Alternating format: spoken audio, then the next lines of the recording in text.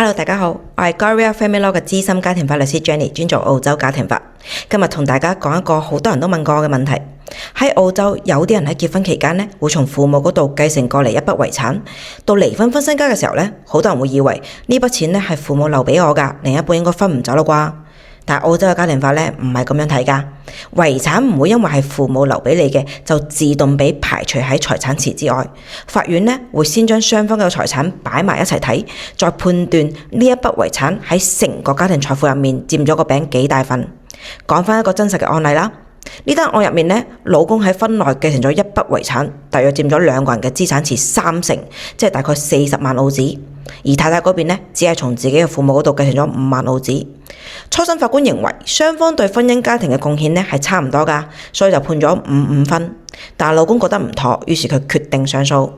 上訴法院關注嘅重點呢，唔係喺30%遺產就唔可以5-5分上面，而係佢哋覺得初審判決由頭到尾都冇交代過嗰30%嘅錢呢係點嚟，同埋點解冇影響到最終分配比例上面。所以佢哋認為初審判決喺説理上呢係有甩漏㗎。最後上訴庭嘅多數法官呢作出咗重新嘅評估，將貢獻嘅比例呢最終定為55-45。法院 care 嘅呢係當一筆遺產佔到資產池30%嘅時候，判決必須正面咁回應呢筆錢嘅來源同影響，唔可以就咁拋個結果出嚟呢就了事。因為法院嘅推理呢要講得通，要令到當事人覺得 make sense 同埋公平。咁呢單案話俾我哋知乜嘢嘢呢？遺產嘅佔比好重要，因為佢會令到判決書冇辦法對呢筆錢保持沉默。所以如果你手上有一筆大額遺產，第一步唔係問對方分唔分得到，而係計清楚呢筆遺產呢喺成個家庭財產入面佔咗幾多成。呢個係傾任何和解嘅起點，即係你心裏邊要有個底先。